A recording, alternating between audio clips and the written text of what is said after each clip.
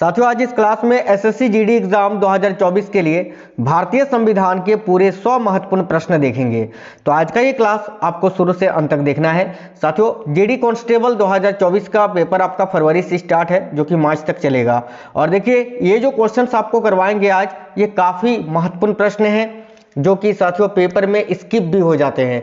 तो आज का ये क्लास आपको शुरू से अंत तक देखना है बिना स्किप किए हुए। चलिए देखते हैं क्वेश्चन। और आज के क्लास का पहला क्वेश्चन है, स्पीकर किस समिति का पदेन सभापति होता है? स्पीकर हम किनको बोलते हैं? तो साथियों, लोकसभा अध्यक्ष को बोलते हैं। देखिए, वर्तमान में स्पीकर यानी लोकसभा अध्यक्ष है ओम बिरला जी, ओम बिरला, जो कि 17वें लोकसभा अध्यक्ष हैं। ठीक है, याद रखना। और देखिए, स्पीकर यानी लोकसभा अध्यक्ष जो होते हैं वो किस समिति का पदेन सभापति होता है? तो याद रखिएगा, नियम समिति का। देखिए, यहाँ राइट आंसर होगा ऑप्शन नंबर बी, नियम समिति। नेक्स्ट क्वेश्चन है, किस राष्ट्रपति की मृत्यु अपने कार्यकाल पद पर रहते हुए हुई? तो इनमें से वो कौन से राष्ट्रपति हैं जिनकी मृत्यु अपने कार्यकाल पद पर रहते हुए हुई थी? तो राइट आंसर होगा साथियों ऑप्शन नंबर डी, ए और बी दोनों का। देखिए, डॉक्टर जाकिर हुसैन और डॉक्टर फखरुद्दीन अली अहमद, इन दोनों राष्ट्रपतियों की मृत्यु अपने पद पर रहते हुए ही हुई थी, याद रखिएगा।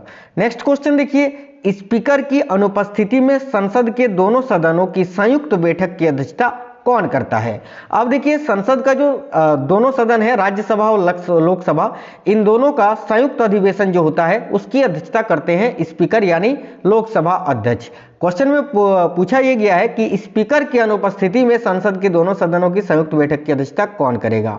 तो देखिए, यहां आपका राइट होगा ऑप्शन नंबर बी, लोकसभा का उप स्पीकर। याद रखिए, option number B correct answer होगा। आगे देखिए, वर्तमान लोकसभा में सीटों का बंटवारा किस जनगणना के आधार पर किया गया है? तो याद रखिए, वर्तमान लोकसभा में सीटों का जो बंटवारा है साथियों 1971 के जनगणना पर आधारित है। ऑप्शन नंबर डी करेक्ट होगा। और ये कब तक वैसा ही रहेगा? तो 2026 तक, याद रखना। ठीक है, आगे देखिए, नेक्स्ट क्वेश्चन है, किस विधेयक द्वारा सरकार को राजस्व एकत्रित करने का अधिकार प्रदान किया जाता है? काफी अच्छा क्वेश्चन है, याद रखिए ऑप्शन नंबर बी राइट होगा, वित्त विधेयक के द्वारा। नेक्स्ट क्वेश्चन है, बंबई, मद्रास तथा कलकत्ता उच्च न्यायालयों की स्थापना कब की गई थी?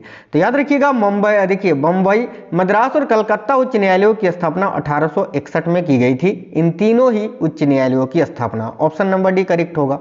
नेक्स्ट है, प्रथम अल्पसंख्यक आयोग की स्थापना कब की गई थी?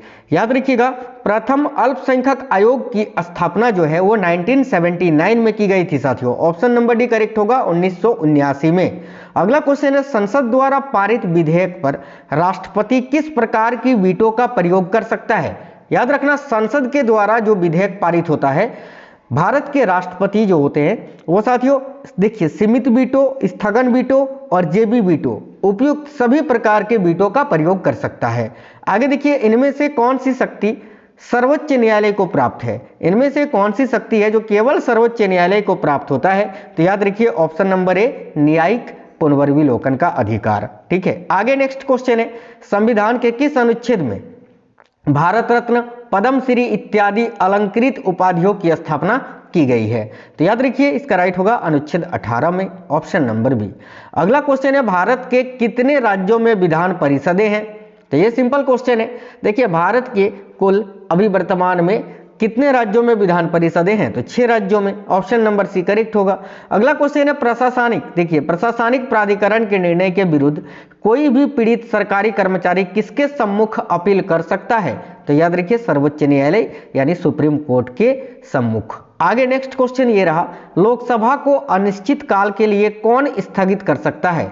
तो याद रखिएगा, लोकसभा को अनिश्चित काल के लिए कौन स्थगित कर सकता है? तो यह आपका राइट आंसर होगा speaker, option number C correct answer हो जाएगा। आगे देखिए, अगला है, लोकसभा को उसके निर्धारित कार्यकाल से पूर्व संविधान के किस अनुच्छेद के अंतर्गत भंग किया जा सकता है? तो याद रखिएगा, यहां देखिए करेक्ट होगा साथियों, अनुच्छेद 85 का खंड 2 के अनुसार, ऑप्शन नंबर बी करेक्ट हो जाएगा। कितनी बार लोकसभा को उसके निर्धारित कार्यकाल से पूर्व भंग किया गया है? तो याद रखना, अभी तक जो है ना कुल 6 बार लोकसभा को भंग किया जा चुका है साथियों। नेक्स्ट क्वेश्चन देखिए, प्रथम बार राज्यसभा का गठन कब किया गया था? तो याद रखिएगा, पहली बार राज्यसभा का गठन 3 अप्रैल 1952 को किया गया था। राइट आएगा ऑप्शन नंबर सी, 3 अप्रैल 1952। निम्नलिखित में से किसे भारत के संविधान का पिता माना जाता है? तो भारतीय संविधान का पिता किसे माना जाता है? तो डॉक्टर BR अम्बेडकर को। राइट आएगा ऑप्शन नंबर ए।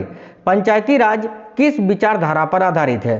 तो याद रखिएगा, देखिए पंचायती राज जो है ये किस विचारधारा पर आधारित है? राइट है ऑप्शन नंबर सी, लोकतांत्रिक विकेंद्रीकरण पर। नेक्स्ट क्वेश्चन देखिए, पंचायत राज की सबसे निचली इकाई कौन सी है?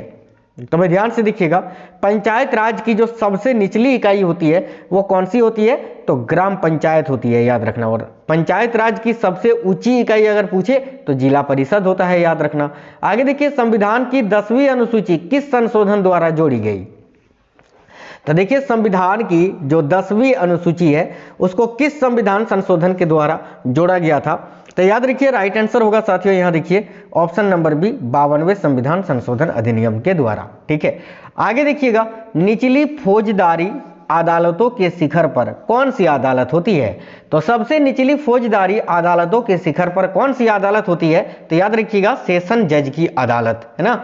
और उसके बाद होता है सबसे सर्वोच्च राज्य का उच्च न्यायालय, बीच में होता है जिला जज का अदालत, याद रखना। ठीक है, तो option number A correct answer हो जाएगा। आगे देखते हैं, नेक्स्ट क्वेश्चन है, देखिए पहली बार प्रस्तावना में संशोधन कब किया गया था?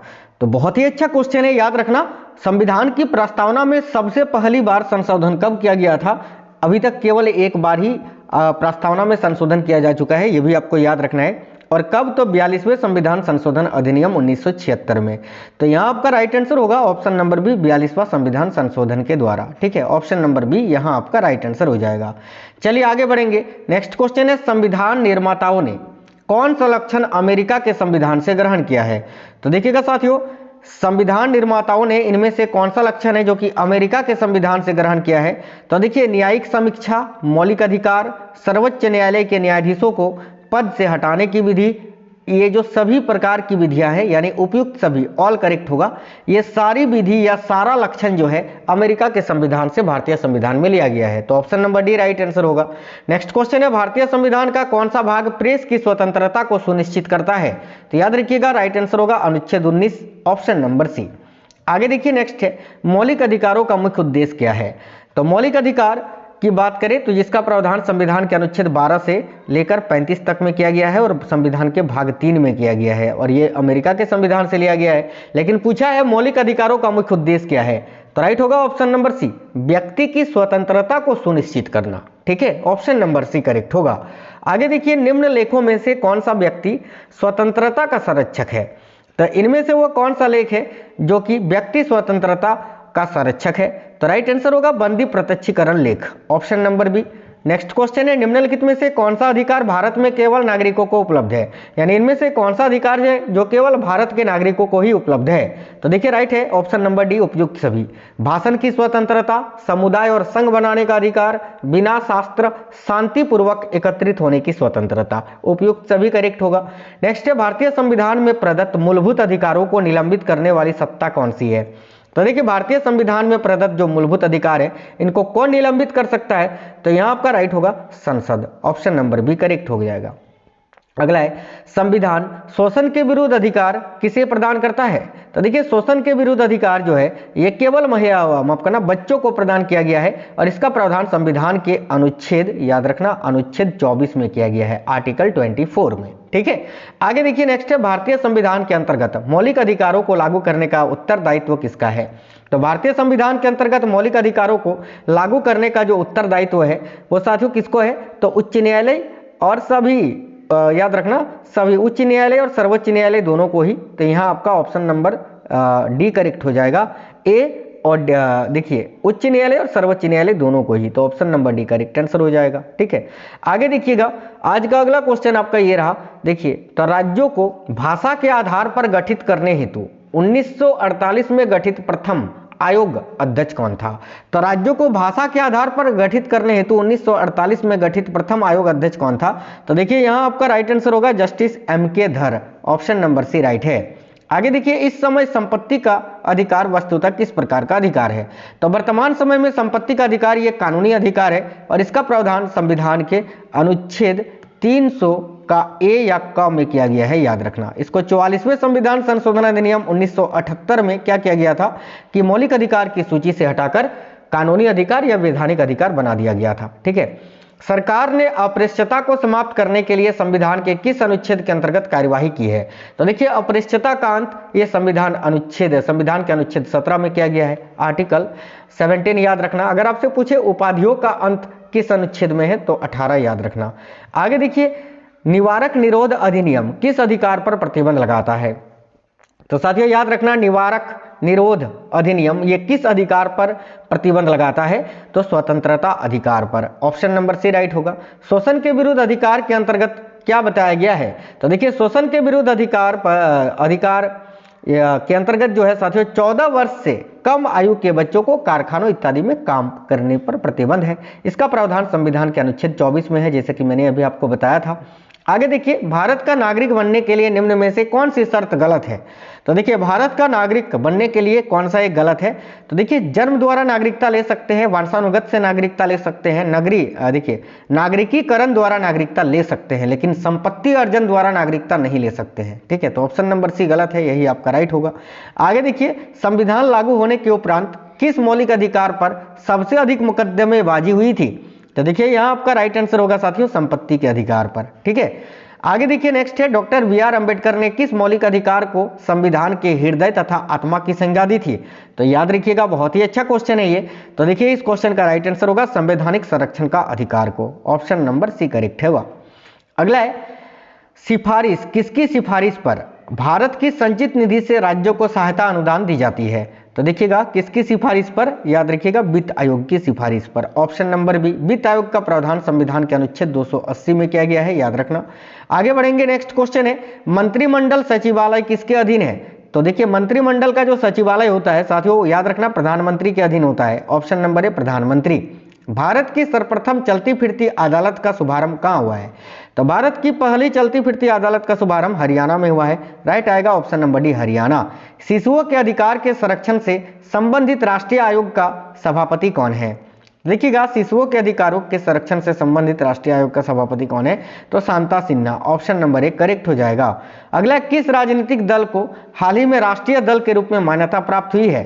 तो देखिए यहाँ आपका राइट आंसर क्या होगा? इनमें से कौन सा राजनीतिक दल है जिसको राष्ट्रीय दल के रूप में मान्यता प्राप्त है? तो याद रखिएगा यहाँ आपका करेक्ट आंसर होगा साथियों बहुजन समाज पार्टी, राष्ट्रीय जनता दल, दोनों ही। ऑप्शन नंबर सी ए और बी दोनों। नेक्स्ट क्वेश्चन है निम्न में से किस मुख्य न्यायाधीश को राष्ट्रपति पद पर आसीन होने का गौरव प्राप्त हुआ? यानी इनमें से कौन से मुख्य न्यायाधीश थे जो कि भारत के राष्ट्रपति के पद पर आसीन हुए थे? तो देखिए ऑप्शन नंबर ए न्यायाधीश एम हिदायतुल्लाह करेक्ट आंसर हो जाएगा। राष्ट्रपति का चुनाव लड़ने की अधिकतम आयु कितनी होती है? तो देखिए राष्ट्रपति का चुनाव लड़ने के लिए कोई भी अधिकतम आयु सीमा नहीं है, राइट आएगा ऑप्शन नंबर डी। न्यूनतम आयु सीमा है 35 वर्ष, याद रखिएगा। ठीक है, आगे देखिए निम्न में से किसने राष्ट्रपति पद ग्रहण करने से पूर्व भारत रत्न प्राप्त किया? यानी भारत के राष्ट्रपति बनने से पहले ही उनको भारत रत्न मिल चुका था। तो राइट आंसर क्या हो जाएगा? Doctor Sarvepalli Radhakrishnan. Option number C. राष्ट्रपति के चुनाव से संबंधित झगड़ों का निर्णय कौन करता है? तो देखिए राष्ट्रपति के चुनाव में जो झगड़ा होता है उसको कौन सुलझाता है? तो सर्वोच्च न्यायालय। ऑप्शन नंबर बी करेक्ट होगा। राष्ट्रपति पद के लिए प्रत्याशी की आयु कम से कम कितनी होनी चाहिए? जैसे कि मैंने आपको बताया 35 वर्ष। Option number B. राष्ट्रपति पद के लिए चुनाव किसके द्वारा कराया जाता है? तो याद रखिएगा भारत के निर्वाचन आयोग के द्वारा ही कराया जाता है। ऑप्शन नंबर सी। नेक्स्ट है संविधान केंद्र सरकार की समस्त कार्यकारिणी शक्तियां किसे प्रदान करता है? तो देखिए राइट होगा ऑप्शन नंबर बी राष्ट्रपति को। नेक्स्ट है निम्नलिखित लेखों में से किस लेख का शाब्दिक अर्थ है कि आपका अधिकार क्या है? तो याद रखिए राइट होगा ऑप्शन नंबर सी अधिकार परीक्षा लेख का। नेक्स्ट है निम्नलिखित लेखों में से किस लेख का अर्थ है आप चाहे तो शरीर ले सकते हैं? तो देखिए राइट होगा बंदी प्रत्यक्षीकरण लेख का। Option number A. राज्यसभा के सदस्यों को विधानसभा के सदस्य कैसे चुनते हैं? तो देखिए राज्यसभा के सदस्यों को विधानसभा के सदस्य जो हैं वो प्रत्यक्ष मतदान के द्वारा चुनते हैं, राइट आएगा ऑप्शन नंबर ए। अगला है किस पंचवर्षीय योजना ने भारत में पंचायत राज प्रारंभ करने की सिफारिश की थी? तो देखिए दूसरी पंचवर्षीय योजना करेक्ट होगा साथियों। देखिए भारत में पंचायती राज प्रणाली की शुरुआत 1959 में हुई थी और दूसरी पंचवर्षीय योजना का कार्यकाल आपका 1956 टू 61 था, तो इसी के बीच में किया गया था ना। तो दूसरी पंचवर्षीय योजना करेक्ट होगा। स्पीकर जो होते हैं किस समिति का पदेन सभापति होता है? ये क्वेश्चन रिपीट हो गया है, मैंने आज का पहला क्वेश्चन भी यही था आपका, तो नियम समिति करेक्ट आंसर हो जाएगा। आगे देखिए किस राष्ट्रपति की मृत्यु अपने कार्यकाल पद पर रहते हुए हुई थी? साथियों ये क्वेश्चन भी यार लगता है कि यहाँ पर जो है ना रिपीट हो गया है। चलिए कोई बात नहीं। तो देखिए यहाँ आपका राइट आंसर मैंने आपको बताया था ऑप्शन नंबर डी, ए और बी दोनों, डॉक्टर जाकिर हुसैन और doctor Fakhruddin Ali Ahmed correct answer हो जाएगा। नेक्स्ट क्वेश्चन देखते हैं। देखिए निम्न भाषाओं में से किस भाषा को क्लासिकल भाषाओं की श्रेणी में रखा गया है? तो देखिए निम्न भाषाओं में से वह कौन सा भाषा है जिसको क्लासिकल भाषाओं की श्रेणी में रखा गया है, यानी शास्त्रीय भाषाओं की श्रेणी में रखा गया है? तो याद रखना तमिल को, ऑप्शन नंबर बी करेक्ट हो जाएगा। देखिए अगला क्वेश्चन है, किस राज्य में सूचना अधिकार का प्रयोग सर्वप्रथम किया गया था? तो याद रखिएगा इनमें से वो कौन सा राज्य है जिसमें सूचना का अधिकार का प्रयोग सर्वप्रथम किया गया था? तो यहाँ आपको ध्यान से देखना है, बहुत ही अच्छा क्वेश्चन है। देखिए करेक्ट आंसर क्या हो जाएगा साथियों इस क्वेश्चन के लिए? बिल्कुल याद रखना है Rajasthan, option number A right है। आगे देखिए, किसी भी राज्य में सर्वप्रथम राष्ट्रपति शासन लागू किया गया था, यानी इनमें से वो कौन सा राज्य है जिसमें सर्वप्रथम राष्ट्रपति शासन लागू किया गया था? तो राइट होगा ऑप्शन नंबर बी, पंजाब में। आगे देखिएगा, पहली बार किसी भी राज्य में राष्ट्रपति शासन कब लागू किया गया था? तो राइट होगा ऑप्शन नंबर ए 1952 में। याद रखना कहां पर? तो पंजाब में। चलिए आगे देखिए, नेक्स्ट क्वेश्चन है, जवाहरलाल नेहरू द्वारा प्रस्तावित उद्देश्य प्रस्ताव को संविधान सभा ने कब स्वीकार किया था? तो यहां आपका करेक्ट आंसर होगा 22 जनवरी 1947 को। आगे नेक्स्ट क्वेश्चन ये है कि प्रथम पिछड़ा वर्ग आयोग का अध्यक्ष कौन था? तो देखिए पहला पिछड़ा वर्ग आयोग का अध्यक्ष आपसे पूछ रहा है कि कौन था? तो काका केलकर, याद रखिएगा काका केलकर। नेक्स्ट है, वर्तमान लोकसभा में सीटों का बंटवारा जो है वो किस जनगणना के आधार पर किया गया है? तो ये भी मैंने आपको बताया था साथियों, एक दो क्वेश्चन जो है ना यहाँ पर जो है साथियों रिपीट हो गया है, ठीक है।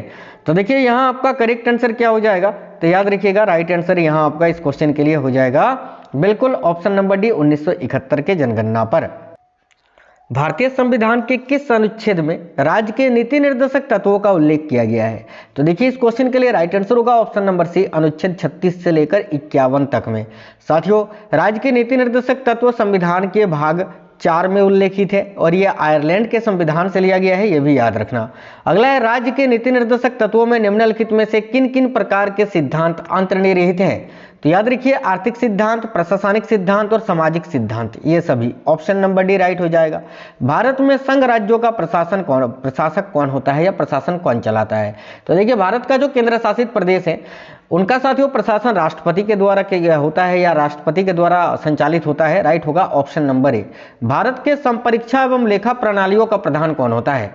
तो याद रखिएगा यहाँ आपका राइट आंसर होगा भारत का नियंत्रक एवं महालेखा परीक्षक कैग, जिनकी नियुक्ति संविधान के अनुच्छेद 148 के अंतर्गत की जाती है, याद रखिएगा। आज का अगला क्वेश्चन देखिएगा, लेख परीक्षण का मुख्य उद्देश्य किसके व्यय पर नियंत्रण करना होता है? तो देखिए यहाँ आपका राइट आंसर होगा कार्यपालिका के, ऑप्शन नंबर ए। भारत के नियंत्रक एवं महालेखा परीक्षक की नियुक्ति संविधान के किस अनुच्छेद के तहत की जाती है? जैसे कि मैंने आपको बताया साथियों, अनुच्छेद 148 के अंतर्गत जो है भारत के राष्ट्रपति भारत के नियंत्रक एवं महालेखा परीक्षक को शपथ दिलवाते हैं। अगला क्वेश्चन है, संयुक्त प्रवर समिति में कितने सदस्य होते हैं? तो याद रखिएगा, देखिए संयुक्त प्रवर समिति में कितने सदस्य होते हैं? तो 45 सदस्य होते हैं, ऑप्शन नंबर सी। अगला क्वेश्चन है, सार्वजनिक लोक लेखा समिति में राज्यसभा के कितने सदस्य होते हैं? तो याद रखिएगा सार्वजनिक लोक लेखा समिति में राज्यसभा के लिए कुल कितने सदस्य होते हैं? तो याद रखिएगा 7 सदस्य होते हैं। और देखिए सार्वजनिक लोक लेखा समिति में लोकसभा के लिए 15 सदस्य होते हैं, ठीक है, और राज्यसभा के लिए 7, कुल मिलाकर 22 सदस्य होते हैं, याद रखना। आगे देखिए प्राक्कलन समिति में कितने सदस्य होते हैं? तो देखिए प्राक्कलन समिति में कुल 30 सदस्य होते हैं, ऑप्शन नंबर सी। आगे देखिएगा, भारत में संसदीय समिति प्रणाली की शुरुआत निम्नलिखित में से किसकी सिफारिश पर किया गया था? यह क्वेश्चन काफी इंपॉर्टेंट है, याद रखिए संसद की नियम समिति के सिफारिश पर, ऑप्शन नंबर बी करेक्ट हो जाएगा। भारतीय संविधान के किस भाग में संघीय न्यायपालिका का उल्लेख किया गया है? तो देखिए राइट होगा भाग 5 में, ऑप्शन नंबर डी यहाँ आपका करेक्ट आंसर हो जाएगा। देखिए साथियों संविधान का जो भाग 2 है यह आपका नागरिकता से संबंधित है, ठीक है। भाग 3 जिसमें मूल अधिकारों को रखा गया है। भाग 4 में जो है आपको राज्य का नीति निर्देशक तत्व को रखा गया है, और भाग 4 का ए में मूल कर्तव्यों को रखा गया है, मौलिक कर्तव्यों को याद रखना। और भाग 5 में यहाँ पर संघीय न्यायपालिका का उल्लेख मिलता है। आगे देखिएगा, निम्नलिखित में से किसके अंतर्गत भारत में सर्वप्रथम सर्वोच्च न्यायालय की स्थापना हुई थी? तो देखिए राइट होगा रेगुलेटिंग अधिनियम एक्ट के तहत, ऑप्शन नंबर ए करेक्ट हो जाएगा। प्राक्कलन समिति के सदस्य जो है वो किस प्रकार से चुने जाते हैं? तो याद रखिए केवल लोकसभा से चुने जाते हैं, ऑप्शन नंबर ए। आगे देखिए भारत में नई संसदीय समिति प्रणाली की शुरुआत कब हुई थी? तो यहाँ आपका राइट आंसर होगा ऑप्शन नंबर सी 1991 में। आगे देखिए निम्नलिखित में से कौन स्थायी समिति है? तो देखिए प्राक्कलन समिति, लोक लेखा समिति और नियम समिति, ये सारा जो है साथियों स्थायी समिति है, ऑप्शन नंबर डी करेक्ट हो जाएगा। सर्वोच्च न्यायालय में तदर्थ न्यायाधीशों की नियुक्ति किस देश की न्याय प्रणाली से प्रेरित है? तो राइट होगा ऑप्शन नंबर डी, फ्रांस के संविधान से इसको लिया गया है। आगे देखिए जनहित याचिका दायर की जा सकती है किस उच्च न्यायालय में? माफ करना, किस न्यायालय में? तो याद रखना जनहित याचिका जो है ये उच्च न्यायालय और सर्वोच्च न्यायालय दोनों में ही जारी किया जा सकता है, तो ऑप्शन नंबर सी करेक्ट होगा। ठीक है, आगे देखिएगा सर्वोच्च न्यायालय के प्रथम मुख्य न्यायाधीश कौन थे? तो देखिए सर्वोच्च न्यायालय के प्रथम मुख्य न्यायाधीश थे Hiralal J Kania, option number B. Dogri भाषा किस राज्य में बोली जाती है? तो देखिए डोगरी भाषा जो है जम्मू कश्मीर में बोली जाती है साथियों। आगे देखिए निम्नलिखित में से किस परिस्थिति में राष्ट्रपति अध्यादेश जारी नहीं कर सकता है? तो देखिए यहाँ आपका करेक्ट आंसर क्या हो जाएगा? जब दोनों सत्र में हो तब, याद रखना जब दोनों सत्र में होता है ना तब भारत के राष्ट्रपति अध्यादेश जारी नहीं कर सकते हैं। आगे देखिए निम्नलिखित में से कौन मौलिक अधिकार नहीं है? तो देखिएगा बोलने का अधिकार, व्यवसाय का अधिकार, धर्म का अधिकार, ये तीनों मौलिक अधिकार है, लेकिन हड़ताल पर जाने का अधिकार ये मौलिक अधिकार नहीं है, तो ऑप्शन नंबर सी करेक्ट होगा। भारतीय संविधान के किस भाग में पंचायती राज से संबंधित प्रावधान किया गया है? तो देखिए यहाँ आपका राइट होगा ऑप्शन नंबर डी, भाग 9 में। आगे देखिए मंत्रिपरिषद किस सिद्धांत पर कार्य करती है?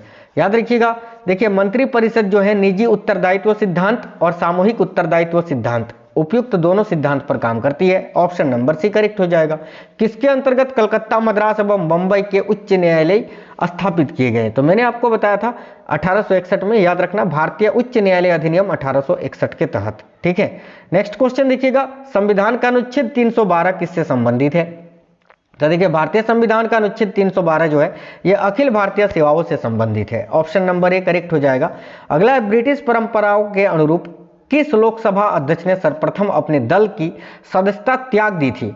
तो यहाँ आपका राइट आंसर क्या हो जाएगा? नीलम संजीव रेड्डी ने, ऑप्शन नंबर बी करेक्ट हो जाएगा। आगे देखिए प्रथम पिछड़ा वर्ग आयोग के अध्यक्ष कौन थे? तो मैंने आपको बताया था अभी काका केलकर थे, option number C right answer होगा। अस्थायी लोकसभा अध्यक्ष की नियुक्ति किसके द्वारा की जाती है? तो याद रखना अस्थायी लोकसभा अध्यक्ष की नियुक्ति जो है वो साथियों भारत के राष्ट्रपति के द्वारा की जाती है। ऐसा साथियों बाय मिस्टेक जो है ना दो नहीं 3 1 4 क्वेश्चन जो है रिपीट हो गया था, कोई बात नहीं। चलिए देखिए लोकसभा का विरोधी दल के पहले मान्यता प्राप्त नेता कौन थे? यानी लोकसभा का विरोधी दल के सबसे पहले मतलब कि पहले मान्यता प्राप्त नेता कौन थे? तो याद रखिएगा यहाँ आपका करेक्ट आंसर क्या हो जाएगा साथियों? तो राम सुभग सिंह यहाँ आपका राइट आंसर होगा, ऑप्शन नंबर सी यहाँ करेक्ट है। निम्नलिखित में से कौन सा एक वित्त आयोग का कार्य नहीं है? तो देखिएगा वित्त आयोग का कार्य आपका आयकर विभाजन तो है, उत्पादित शुल्क का विभाजन भी है और सहायतार्थ अनुदान, ठीक है, ये भी जो है वित्त आयोग का कार्य है। लेकिन व्यापार कर का विभाजन, माफ करना, व्यापार कर का विभाजन, सहायतार्थ अनुदान, देखिए एक सेकंड साथियों, आयकर विभाजन, उत्पाद शुल्क विभाजन, व्यापार कर का विभाजन, ये सभी जो है वित्त आयोग का कार्य है, लेकिन सहायतार्थ अनुदान जो है ये वित्त आयोग का कार्य नहीं है, तो ऑप्शन नंबर सी यहाँ आपका करेक्ट आंसर होगा। डी वहाँ गलती से टाइप हो गया है। आगे देखिए किस संसदीय समिति को प्राक्कलन समिति की जुड़वा बहन कहा जाता है? ये क्वेश्चन वेरी इंपॉर्टेंट है, तो याद रखना लोक सेवा समिति को, ऑप्शन नंबर डी। आगे देखिए भारतीय संविधान की तीसरी अनुसूची का संबंध किससे है? तो देखिए भारतीय संविधान की जो तीसरी अनुसूची है इसका संबंध है साथियों शपथ तथा प्रतिज्ञान से, ऑप्शन नंबर भी करेक्ट होगा। निम्नलिखित में से कौन केंद्र शासित प्रदेश नहीं है? तो देखकर ही लग रहा है मिजोरम। मिजोरम जो है भारत का एक उत्तर पूर्वी राज्य है, ये तो केंद्र शासित प्रदेश नहीं है, तो ऑप्शन नंबर डी करेक्ट होगा। आगे देखिए प्रधानमंत्री पद पर नियुक्त होते समय निम्नलिखित में से कौन राज्यसभा का सदस्य था? तो देखिए प्रधानमंत्री पद पर नियुक्त होते समय इनमें से कौन राज्यसभा का सदस्य था? तो इंदिरा गांधी, इंद्र कुमार गुजराल, मनमोहन सिंह, उपयुक्त सभी। देखिए ये सभी जो है ना साथियों प्रधानमंत्री पद पर नियुक्त होते समय राज्यसभा के सदस्य थे। आगे देखिए राज्य सूची का विषय इनमें से कौन है? इनमें से कौन एक राज्य सूची के अंतर्गत आता है? तो ऑप्शन नंबर ए करेक्ट होगा, न्याय, जस्टिस। अगला क्वेश्चन और अंतिम क्वेश्चन है क्लास का, देखिएगा सामाजिक सुरक्षा एवं सामाजिक बीमा विषय है किसका? तो देखिए सामाजिक सुरक्षा एवं सामाजिक बीमा ये जो है ना समवर्ती सूची का विषय है, ऑप्शन नंबर है। अगर आपसे पूछे कि भारतीय संविधान में समवर्ती सूची को किस देश से लिया गया है, तो याद रखिएगा ऑस्ट्रेलिया के संविधान से, ऑस्ट्रेलिया। ठीक है, तो साथियों आज की इस क्लास में एसएससी जीडी कांस्टेबल एग्जाम 2024 के लिए पॉलिटी यानी भारतीय संविधान के पूरे 100 क्वेश्चन आपको कराए, जो कि बहुत ही महत्वपूर्ण थे। ये क्वेश्चंस, बहुत सारे क्वेश्चन मैंने हार्ड करवाए हैं जो कि स्किप हो जाते हैं, पेपर में पूछता है लेकिन नहीं बन पाता है। तो ये क्लास जरूर देख लेना, एक बार नहीं 2 बार कम से कम देख लेना, ताकि सारे क्वेश्चंस आपको याद हो जाए। चलिए मिलेंगे नेक्स्ट वीडियो में, तब तक स्वस्थ रहें और कमेंट बॉक्स में बताना आपको क्लास कैसा लगा है। अगर क्लास पसंद आया है तो एक लाइक वाइक कर देना यार। चलिए मिलते हैं नेक्स्ट वीडियो में, तब तक के लिए जय हिंद, वंदे मातरम।